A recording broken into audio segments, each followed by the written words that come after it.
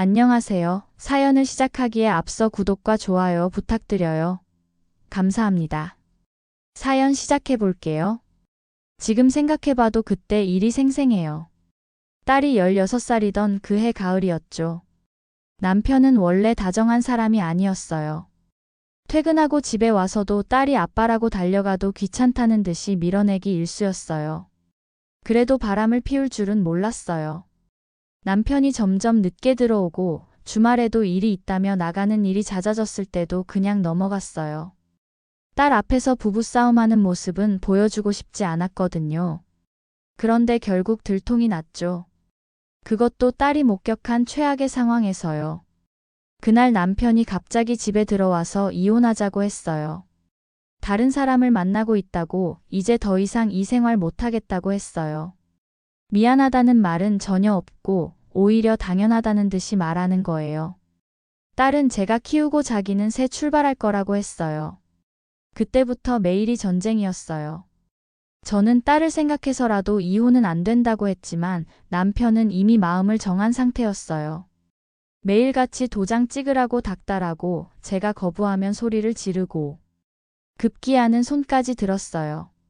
그 마지막 날 남편이 또 이혼 서류를 들고 와서 도장을 찍으라고 하는데 제가 거부했어요. 그러자 갑자기 화를 내면서 저를 밀치고 때리기 시작했어요. 언제까지 질질 끌 거냐면서 당장 도장 찍으라고 소리를 질렀어요. 그때 현관문이 열리는 소리가 들렸어요. 딸이 학원에서 돌아온 거였죠. 딸의 얼굴이 창백하게 질렸고 눈에는 충격과 분노가 동시에 어려 있었어요. 그리고는 방으로 들어가 버렸어요. 결국 저는 이혼에 동의할 수밖에 없었어요. 딸이 더 상처받는 모습을 볼 수는 없었거든요. 남편은 이혼 서류에 도장이 찍히자마자 짐을 챙겨서 나갔어요. 마지막까지 딸에게 한마디 말도 없이요. 그날 밤 딸이 제 방으로 와서 안겼어요. 자기가 더 일찍 왔으면 말릴 수 있었을 거라면서 오히려 미안해했어요. 그때부터 진짜 저희 둘만의 삶이 시작됐어요. 딸은 그날 이후로 정말 아빠 얘기는 꺼내지도 않고 자기가 커서 엄마한테 효도 많이 할 거고 아빠 몫까지 자기가 다 하겠다고 했어요. 시어머니는 그 후로도 계속 연락을 하셨어요. 딸이 하나뿐인 손녀니까 궁금하다고 하시면서요.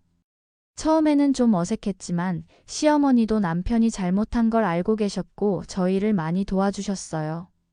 아들을 잘못 키웠다면서 미안해 하셨어요. 시어머니는 종종 우리 집에 오셔서 딸을 보고 가시곤 했어요. 딸의 학용품이나 옷도 사다 주시고 제가 힘들 때는 반찬도 해다 주셨어요.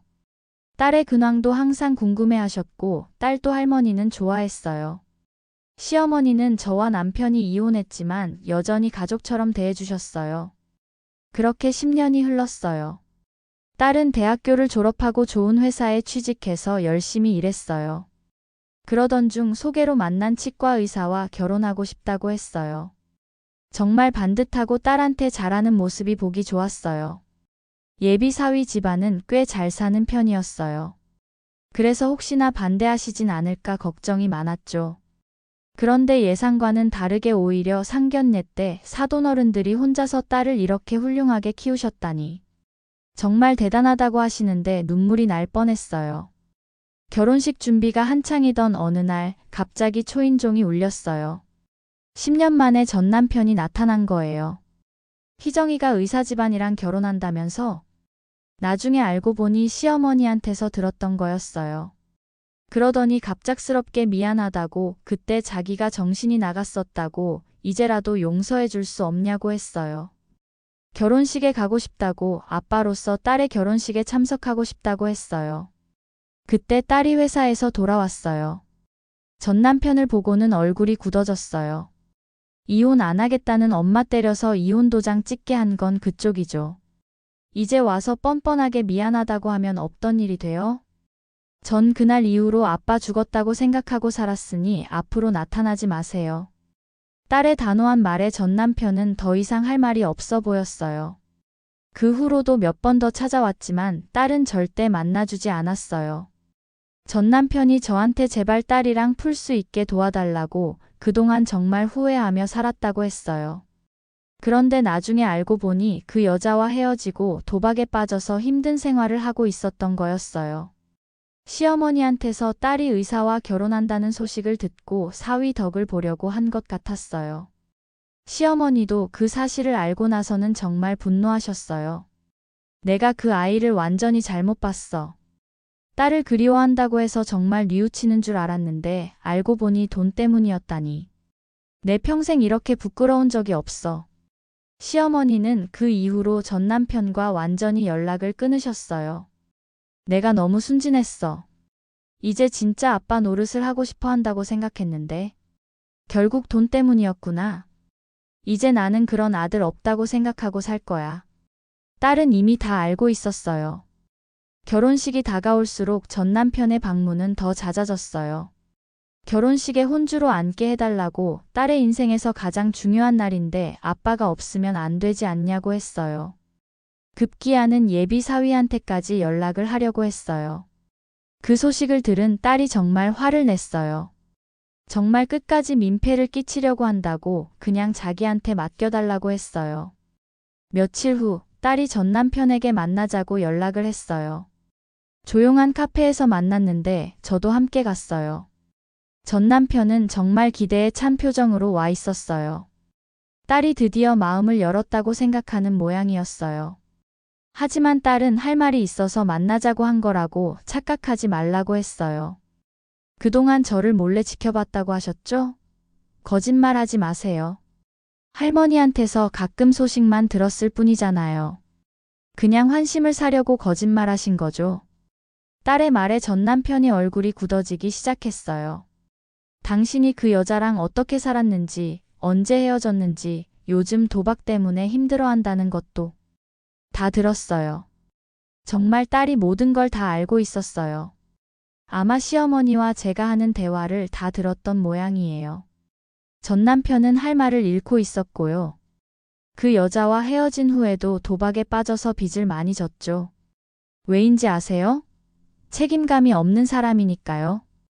힘들면 도망가는 사람이니까요. 딸의 말 한마디 한마디가 전 남편에게는 치명타였을 거예요. 이제 와서 후회한다고 해서 용서받을 수 있다고 생각하세요? 엄마가 혼자서 저를 키우느라 얼마나 힘들었는지 아세요? 엄마는 2개, 3개씩 일을 하며 저를 키웠어요. 아프거나 힘들어도 저한테는 절대 내색하지 않으셨어요. 그리고 현재 도박빚이 많다는 거 알아요. 혹시 제 결혼식에 나타나서 남자친구 집안에 손 벌리려는 건 아니죠? 이제 정말 끝이에요. 더 이상 우리 앞에 나타나지 마세요. 만약 제 결혼식장에 나타나거나 제 남편이나 시댁에 연락을 한다면 저도 가만히 있지 않을 거예요. 제 결혼식에서 아버지 역할을 하실 분은 따로 있어요. 그리고 마지막으로 딸은 이렇게 말했어요. 아빠 노릇을 하고 싶으셨다면 10년 전에 하셨어야죠. 이제 와서 하려고 하지 마세요. 이미 늦었으니까요. 딸의 결혼식에서 아버지 역할을 하실 분은 제가 10년 동안 일하고 있는 회사의 사장님이었어요. 정말 아버지처럼 딸을 챙겨주시고 딸의 성장 과정도 지켜봐 주신 분이었죠. 그날 이후로 전 남편은 정말 나타나지 않았어요. 결혼식 날이 왔어요. 사장님이 정말 딸의 아버지 역할을 완벽하게 해주셨어요. 딸과 함께 버진로드를 걸으실 때 기분이 묘하더라고요. 사실 저와 사장님은 최근에 좋은 인연으로 만나고 있었어요. 사장님은 6년 전에 사별하셨거든요. 처음에는 아니었지만 어느새 서로에게 의지가 되는 사이가 되었어요. 결혼식이 끝나고 피로연이 한창일 때였어요. 저는 사장님과 함께 웃으며 이야기를 나누고 있었어요. 그런데 나중에 알고 보니 전 남편이 몰래 결혼식장 밖에서 지켜보고 있었던 거였어요. 며칠 후에 시어머니께 이야기를 들었어요. 전 남편이 딸의 결혼식에 와서 몰래 지켜보다 돌아갔다고 하더라고요. 딸과 저 그리고 사장님과 함께 있는 모습을 보고 돌아섰다고 했어요. 아마 그때 전 남편은 자신이 버린 가족이 사장님이라는 새로운 사람과 함께 행복해하는 모습을 보고는 더욱 절망했을 거예요. 시어머니의 말을 들으니 왠지 모르게 안타까웠어요. 10년 전에 당당하게 나갔던 그 사람이 이제는 몰래 숨어서 지켜볼 수밖에 없는 신세가 된 거잖아요. 그리고 며칠 후 전 남편이 또 찾아왔어요. 이번에는 술에 취해서 왔어요. 어떻게 그럴 수 있냐면서 아빠 버리고 행복할 수 있냐고 소리를 질렀어요. 하지만 딸이 미리 준비를 해뒀어요. 곧 경찰이 왔어요. 신고 들어왔습니다. 스토킹 및 주거침입 혐의로 신고가 들어왔는데요. 딸이 미리 경찰에 신고를 해뒀던 거예요. 앞으로 이 집 반경 100m 이내에 접근하시면 법적 조치를 취하겠습니다. 그날 이후로 전 남편은 정말 나타나지 않았어요. 몇 개월 후 딸이 이런 이야기를 해줬어요. 엄마, 아빠가 지방으로 이사 갔대요. 그리고 빚도 많이 있어서 한동안은 우리한테 나타날 수 없을 거예요. 딸의 말을 들으니 안심이 되었어요. 그로부터 몇 개월 후 딸이 임신 소식을 가져왔어요. 정말 기쁜 소식이었어요. 몇 달 후 딸의 배가 제법 불러왔을 때 갑자기 딸이 전화를 했어요. 엄마, 아빠가 또 나타났어요. 이번에는 대놓고 딸에게 돈을 요구했다고 하더라고요. 시어머니한테 그 얘기를 했더니 정말 분노하셨어요. 시어머니가 전 남편한테 전화하셨는데 통화하시는 걸 들으니 정말 화가 나셨나 봐요. 너 정말 미쳤구나. 이제 나타나서 또 돈을 달라고? 아빠 노릇도 제대로 못했으면서 자식한테 그게 무슨 짓이냐? 내가 너 때문에 애미 얼굴 볼 면목이 없다. 그 통화 이후로 시어머니는 더욱 확고해지셨어요. 앞으로 자식 없는 셈 치고 사신다고 하셨어요. 그런데 그렇게 말하는 시어머니의 얼굴이 참 슬퍼 보였어요. 며칠 후 딸이 전 남편을 법무법인에서 변호사와 함께 만났어요. 접근 금지 명령을 신청했어요. 그날 이후로 전 남편은 정말 나타나지 않았어요. 딸이 아이를 낳았을 때도, 돌잔치를 할 때도, 그 어느 때도 나타나지 않았어요. 그런데 어느 날 시어머니가 더욱 충격적인 소식을 전해주셨어요. 시어머니 목소리가 착잡해 보였어요. 그 놈이 그러더라고. 결혼식 때 봤는데 네가 정말 행복해 보이더라고.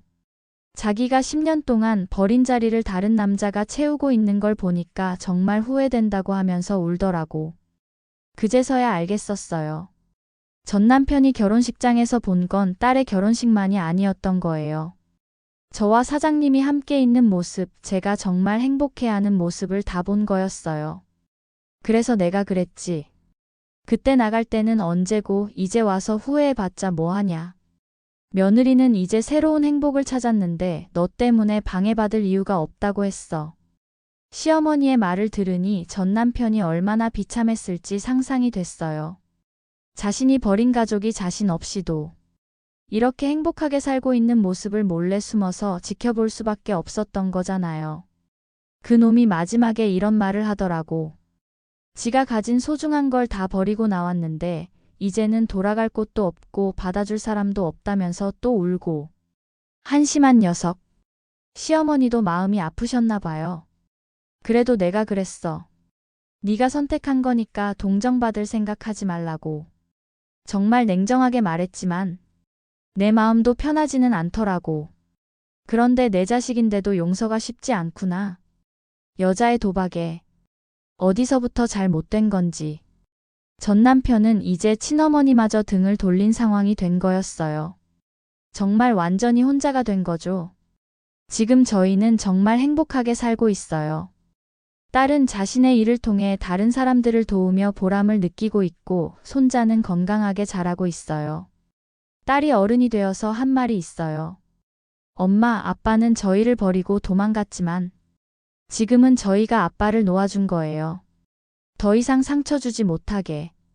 정말 현명한 말이었어요. 저희는 상처받는 대신 더 강해졌고 더 행복해졌어요. 이제 딸의 복수는 끝났어요. 아니, 복수라기보다는 정당한 대응이었죠. 자신과 가족을 지키기 위한 당당한 행동이었어요. 그리고 그 결과는 정말 완벽했어요. 전 남편은 더 이상 저희 삶에 나타나지 않게 되었고 저희는 평화롭고 행복한 삶을 살게 되었으니까요. 최근에 들은 소식으로는 전 남편이 지방에서 작은 일을 하며 조용히 살고 있다고 해요. 도박도 끊었다고 했고요. 딸이 그 소식을 들려주면서 이렇게 말했어요. 이제라도 제대로 살았으면 좋겠어요. 이제 저희 이야기는 정말 끝난 것 같아요. 전 남편과의 악연도 끝났고 딸의 당당한 대응으로 모든 것이 깔끔하게 정리되었어요.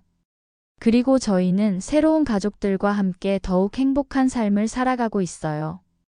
정말 감사한 일이에요. 그때의 상처와 아픔이 결국 지금의 행복으로 이어졌으니까요. 제 긴 이야기를 끝까지 들어주셔서 감사합니다. 구독과 좋아요, 알림 설정까지 잊지 마세요.